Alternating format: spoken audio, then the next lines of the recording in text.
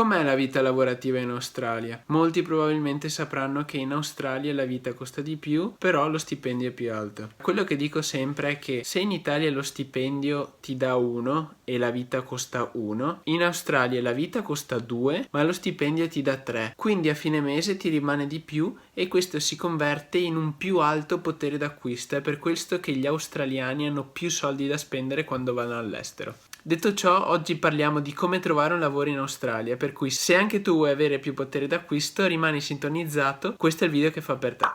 Sigla! Sì, mi sono sforzato tantissimo per fare questo rumore bruttissimo. Buonasera ragazzi, questo è il mio secondo video sull'Australia e ho deciso che questa sarà la maglietta ufficiale per i miei video australiani. Oggi parliamo di come trovare un lavoro in Australia. Questa è stata anche una delle mie primissime domande prima di partire per l'Australia, dato che a meno che voi non andiate lì per una vacanza avete bisogno di un lavoro per vivere lì. Come sapete il costo della vita lì è un po' più alto di quello italiano, però anche gli stipendi sono più alti. Allora, come ho fatto io per trovare lavoro? Ci sono un'infinità, ma una marea di siti internet sulla quale potete contare. Indeed, Seek, Gumtree o LinkedIn.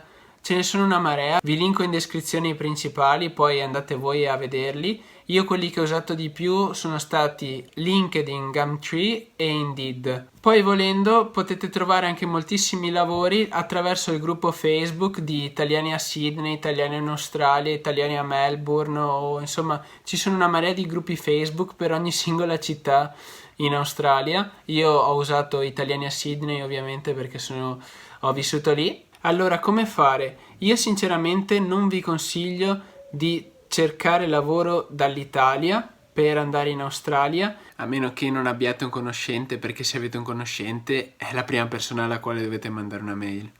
Ma di farlo direttamente da lì, perché voi inviate un curriculum, mettetevi dal punto di vista di uno delle risorse umane. Che interesse ha lui ad assumere una persona che deve ancora spostarsi in Australia al posto di un altro centinaia di persone che magari hanno la stessa vostra esperienza e le stesse vostre abilità? Per carità, se siete un ricercatore in un ambito specifico e se avete tantissima esperienza, certamente il datore di lavoro e il responsabile delle risorse umane si fa due domande e magari ci pensa a far spostare una persona dall'Italia all'Australia.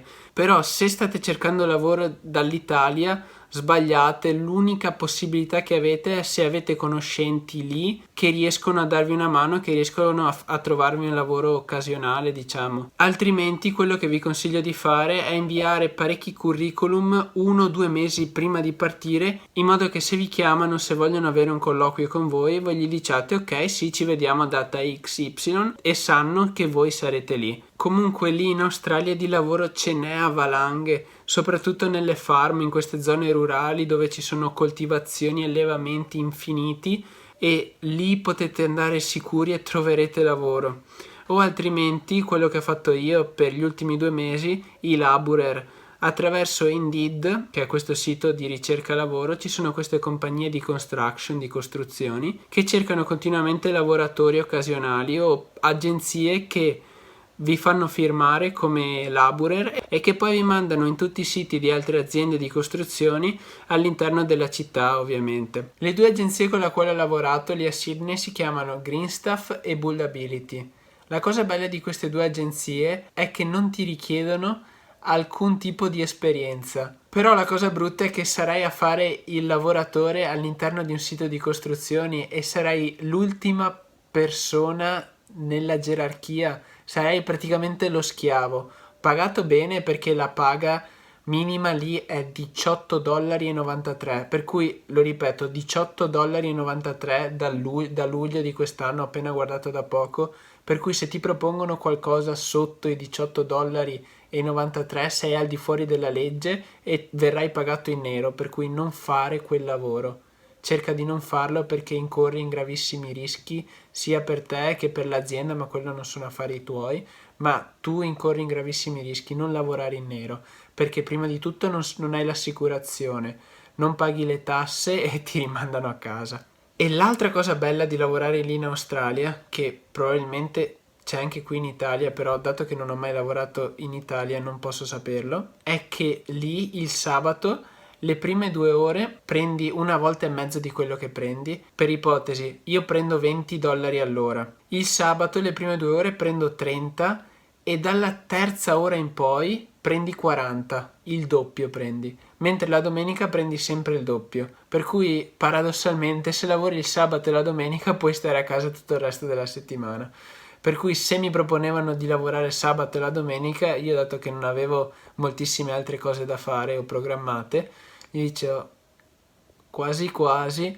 Parentesi un attimo, voi starete pensando, sì, questo parla, ma quando è che ci dà un dato di fatto?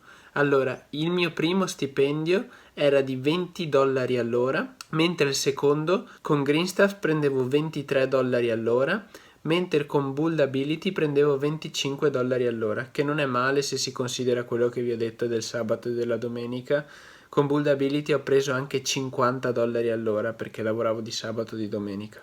Comunque un'altra cosa da evitare che vi consiglio è di lavorare con l'ABN, l'Australia Business Number. Sarebbe una cosiddetta partita IVA che alcuni datori di lavoro ti chiedono: puoi farti l'ABN, ti facciamo un contratto dall'ABN. Ma cosa fanno? Loro ti fanno fare una partita IVA in modo che tu ti fai la partita IVA e loro ti pagano attraverso la partita IVA come se tu stessi erogando un servizio. Questa è una cosa sconveniente per te, perché sopra ai soldi che loro ti pagano devi pagarci le tasse dell'ABN, che mi pare siano il 15%, e oltretutto se ti fai male, è successo a un mio amico che lavorava con l'ABN, si è fatto male e non era assicurato perché è lui che eroga il servizio, quindi sono cavoli suoi per l'assicurazione e tutto il resto di cose. E lì il sistema sanitario funziona in un altro modo e ve lo andrò a spiegare in un altro video se siete interessati. Comunque fatemi tutte le domande che volete, io sono disponibilissimo a rispondervi. Come nel mio primo video dove vi presentavo la mia esperienza in Australia, tante persone mi hanno chiesto come faccio a trovare lavoro. Se in questo video viene fuori una domanda in comune, io sono pronto a fare un altro video dove spiego quell'argomento, per cui lasciatemi tantissimi commenti, poi